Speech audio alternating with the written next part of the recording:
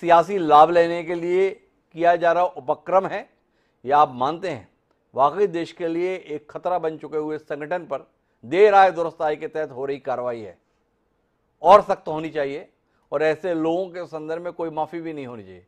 कहाँ है ब्रह्मदीप जी आप? देखिए डॉक्टर साहब, भारत की सुरक्षा को दो दृष्टि से देखने की जरूरत है। जी। एक 2008 के पहले और एक 2008 के बाद, मतलब एनआईए के गठन के पहले जी। और एनआईए के गठन के बाद। जी। सबसे पहले तो पीएफआई मुस्लिमों का प्रतिनिधित्व करता है, ये बहुत समझ से परे है, क्योंकि इस देश में भाजपाई मुसलमान हमारे साथ बैठे हैं। कांग्रेस में मुसलमानों की कमी नहीं है, कम्युनिस्ट पार्टी में मुसलमान है, देश की तमाम जो राजनीतिक पार्टियां हैं उसमें मुस्लिम है, इसलिए मुस्लिम प्रतिनिधित्व का तो सवाल उठता ही नहीं। लेकिन पीएफआई पर प्रतिबंध क्यों लगाना चाहिए एनआईए का, इसलिए मैंने जिक्र किया कि देखिए, सिमी के जो पूरा का पूरा सरगना है और सफदर नागौरी समेत सारे लोग 2008 में पकड़े गए थे इंदौर में। जी। उसके पहले 3 आतंकी ट्रेनिंग सेंटर हुए थे। एक हुआ था 2000 नवंबर 2007 में जो चोरल इंदौर में हुआ था, जो सिमी का आतंकी प्रशिक्षण केंद्र कहा जाता है। दूसरा हुआ था थंगरपारा केरल में, जो 2000 दिसंबर 2007 में हुआ था। और तीसरा 2008 में आतंकी प्रशिक्षण केंद्र उज्जैन के पास उन्नेल में पकड़ा गया था। जी। अब पीएफआई सामाजिक संगठन क्यों नहीं है और आतंकी संगठन क्यों नहीं है, उसने इस प्रकार से प्रूव किया कि जब इस पर छापे मारे गए तो आप सरकारी संपत्ति को क्यों जला रहे हैं, आप हिंसक व्यवहार क्यों कर रहे हैं, आप बसों पर हमला क्यों कर रहे हैं, आप दूसरे सामाजिक संगठनों के कार्यालयों पर हमला क्यों कर रहे हैं। अगली बात देखिए, जब पीएफआई मैं बना था, थोड़ा जब उसका रोकना चाहूंगा ब्रह्मदीप जी, माफी के साथ में आप अपनी बात पूरी करें, पर जिस आधार पर आप इसको सामाजिक या राजनीतिक संगठन मानने से इनकार करते हो तो देश की कोई पार्टी बचेगी नहीं। कौन सी ऐसी पार्टी है जिसने समय आने पर हाथ के पत्थर सरकारी संपत्ति को नुकसान पहुंचाने के लिए इस्तेमाल नहीं किए?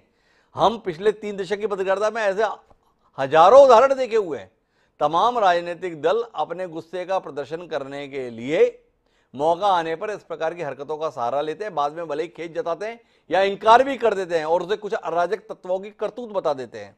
तो पीएफआई को केवल इस बात पर कि उसने बसों पर हमला क्यों किया, उसके कार्यकर्ताओं ने सरकारी संपत्ति को क्यों जलाया, सपा के कार्यकर्ता, भाजपा के कार्यकर्ता, वामपंथियों के कार्यकर्ता, कांग्रेस के कार्यकर्ता, किसके संदर्भ में देश में उदाहरण नहीं है? आप इंकार करेंगे इस बात पे?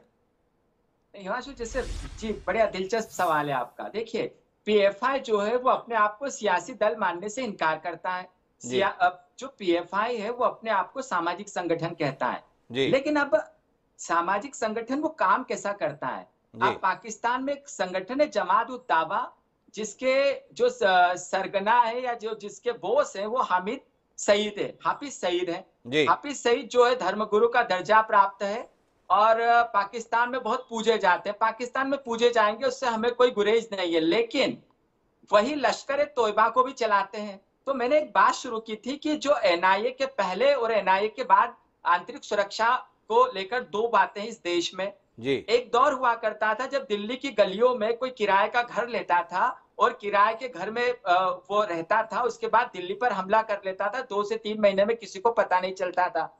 डेविड हेडली जो है वो अमेरिका से आते हैं, ब्रिटेन से आते हैं, पूरा मुंबई की रेकी करते हैं और अंततः मुंबई में हमला हो जाता है, होटल ताज और जो भी हमले हुए थे वहां पर हुए थे। तो जब से पीएफआई बना, देखिए पीएफआई पर आखिर अंततः रेड डालने की जरूरत क्या है, इसके बहुत ही वाजिब और लॉजिक सवाल है और इसके जवाब देना चाहिए। जब जो पीएफआई बना तो केरल, कर्नाटक और तमिलनाडु के 3 संगठनों से मिलकर बन गया पीएफआई। जी। पीएफआई जैसे आगे आगे बढ़ता जा रहा है तो वहां पर जो संगठन बिल्कुल समाप्त हो चुके हैं वो संगठन विलय होते जा रहे हैं, जिसमें सिमी एक है। अब देखिए, सिमी का नाम क्यों आएगा वो भी बड़ा वाजिब सवाल है। सिमी का जो सरगना है या जो सिमी की मूवमेंट हुआ करती थी वो उज्जैन में हुआ करती थी, इंदौर में हुआ करती थी। जी। अब जो पीएफआई का जो बोस है वो इंदौर और उज्जैन में पकड़ा जा रहा है। दूसरी बात है, पीएफआई की एक महिला विंग है, जिस वुमेन्स फ्रंट जिसको कहा जाता है। सिमी की एक शाहीन फोर्स काम किया करती थी, जो नागदा से शुरू होती है और जो उज्जैन के पास नागदा से शुरू होती है और जिसके संबंध जो है कश्मीर के दुख्तराने मिलाप में से जुड़ते हैं।